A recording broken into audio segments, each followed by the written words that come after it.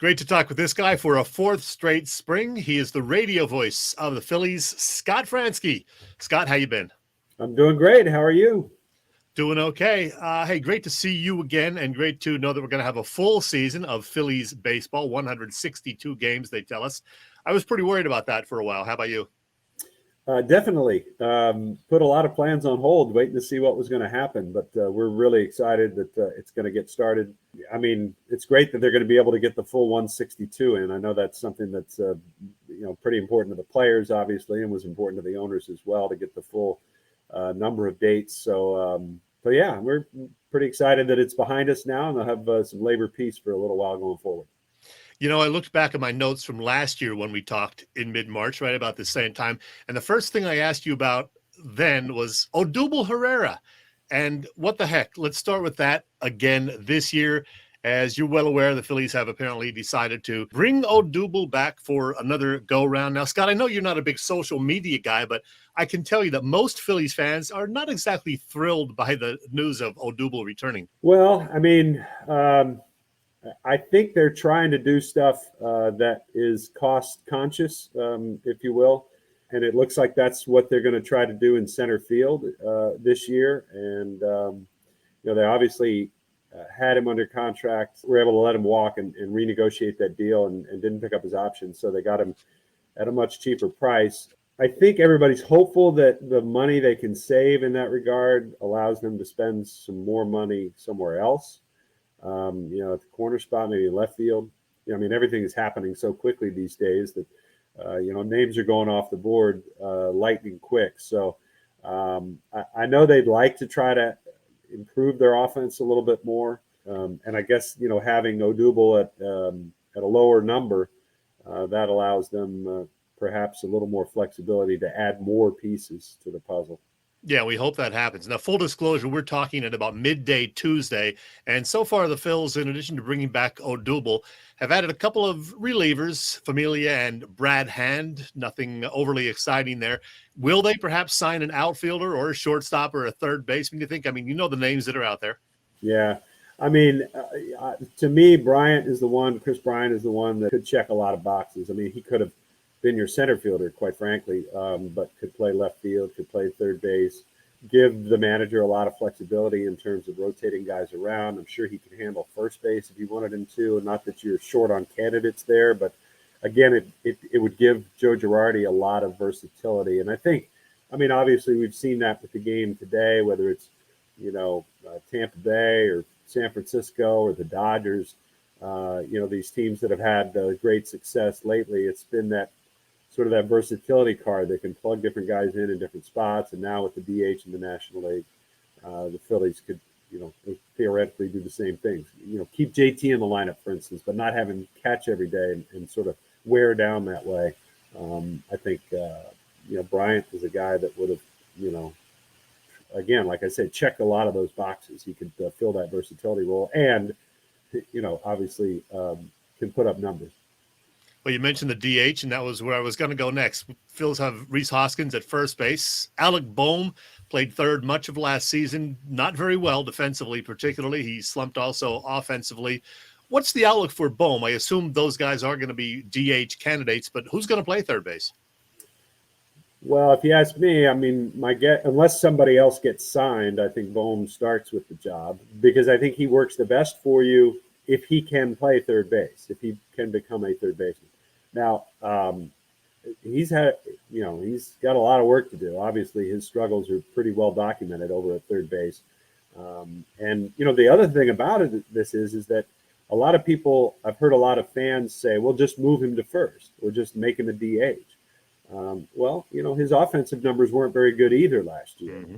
This is still a young player, still with a lot of upside, but still with a lot to prove. And so I think he gets every chance to prove that he can handle third base. And then if that doesn't work, then you go to plan B and try to maybe maneuver some things around. At shortstop, we may have a little competition, an aging D.D. Gregorius and a very young Bryson Stott.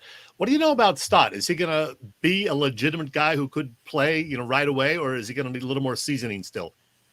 It's hard for me to say. I mean, I haven't really seen him play. I'm looking forward to getting a chance to maybe see a little bit more of him in spring training this year, but I haven't seen a whole lot of him, so it's hard to say. I know they're really excited about him, all the tools he brings. He's obviously a real upside offensive performer. They feel like he's going to hit and hit a lot, and be an extra base kind of machine for them. So I do think that, again, he might need more seasoning. I think you're obviously paying Didi a lot of money, and you're hoping that he can bounce back. Joe and Didi have some history together. Joe Girardi and Didi have history together, and I think he feels like that I can potentially bounce back. He went through a lot last year. He went through a lot the last couple of years with COVID and dealing with separation from his family and things of that nature. So I mean, he was dealing with a lot of stuff. I know he was nicked up all the time and tried to play hurt. And I just don't think he was at his best. So I do look for him to be better this year. I don't, again, age catches up with all of us, and it's going to slow every ball player down at some point. And maybe age is certainly a factor, but I'm not sure it's the only factor in the struggles that Didi had the last couple of years. Before we talk pitching, I got to mention the right fielder, Bryce Harper. Pretty good year last year, MVP. Hard to believe he is still in his 20s. What do you look for from Bryce this year? That is hard to believe. Still in his 20s. I feel like he's been around a long time, and even a long time now for the Phillies. But, you look for a guy in his late 20s, early 30s to be in his prime. So could we be setting up, last year, is that the setup of the prime run for Bryce Harper? He needs help. He needs offensive support behind him. And, he was getting it for a while from Reese, obviously, and then Reese got hurt. That was a huge blow for the Phillies offense. But, Bryce has been out there kind of stumping for, free agent candidates and stumping for the organization to maybe go out and spend a little more money and get another big bat in the middle of the lineup to help him out. But I think Bryce, he's everything they have wanted him to be. I mean, he's not without faults. We know that, but he's an upper echelon player. He's a superstar player. He definitely brings fans to the ballpark to check him out and watch him play.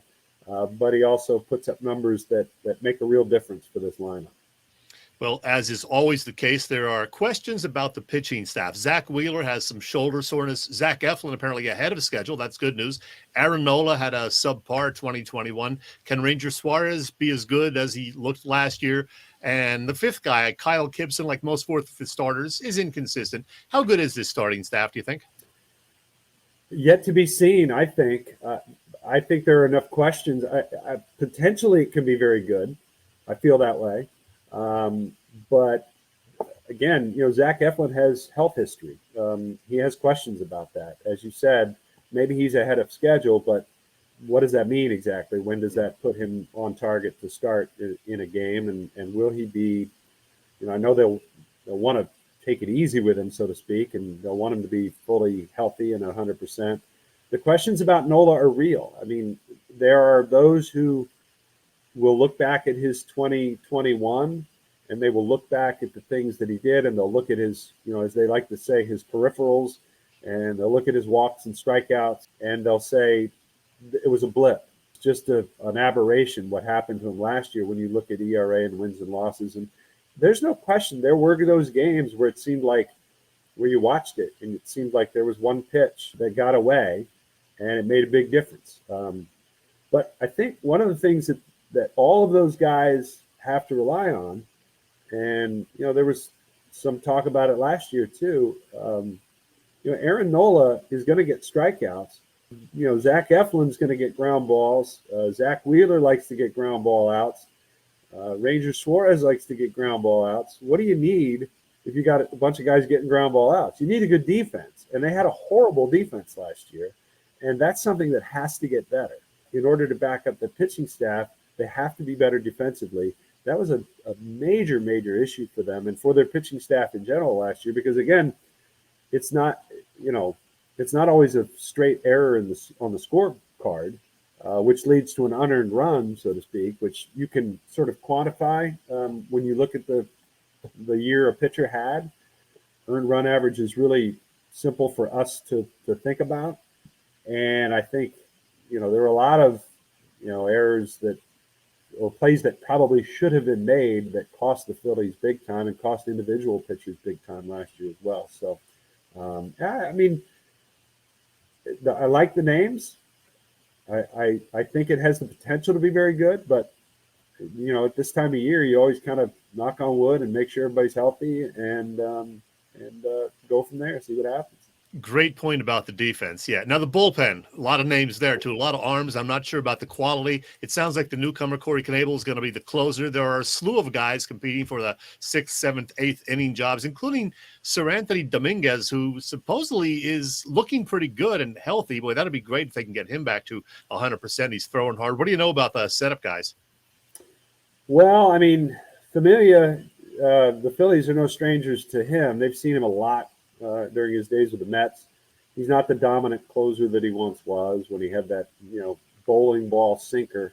But he's had ups and downs the last couple of years.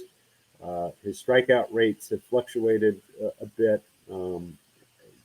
Serviceable arm, veteran arm who's been through the battles, who seemingly, at least from afar, I mean, what we've been able to gather watching him, 19 times a year when he was with the Mets, seeing all those games, he seems like a guy who takes the baseball and takes it a lot. He and that's one quality in a reliever that you can't, I don't think you can overestimate, because the Phillies they have relied on a guy in Hector Neris the last few years, and he's not here anymore. Mm-hmm. And Hector, for whatever faults he had, and every pitcher has them, he took the baseball. He wanted the baseball. Not just he would take it, he wanted it. And he wanted it every single day. And that's something for a manager. And, Joe will do all the load management that needs to be done to make sure pitchers don't pitch 3 days in a row. He's got his rules. But, when you get into the late part of the season and you need outs, it's really comforting for a manager to know that you had somebody like Hector there that not only could take the ball, but would take the ball and wanted to take the ball. So Familia looks like one of those guys to me. Brad Hand, very up and down. But, a lot of times with these relievers, they have a down couple of years and then they kind of rediscover something and they catch lightning in a bottle. There's no real risk there. I mean, they're not spending a ton of money on him. I think there's a lot of upside there. If he's a guy that can, pitch in the 6th, 7th, 8th inning and help set up Knebel. And Knebel looked, dominant the last, go round with the Dodgers. So I think he'll be a guy that they like a lot to pitch in the ninth. Well, Scott, I don't normally mention one's age when doing one of these interviews, but you recently celebrated a milestone birthday. I'm not going to be specific about it, but it was on social media all over the place. The good news is you're always going to be way younger than Larry Anderson, right? Yeah, we hope so. Scott, well, thank you. Thanks for saying it. Yes, it was a milestone, that's for sure. And thanks for keeping this tradition alive. We've done it 4 years in a row now. We look forward to a fun and hopefully successful Phillies season. Thanks, Scott.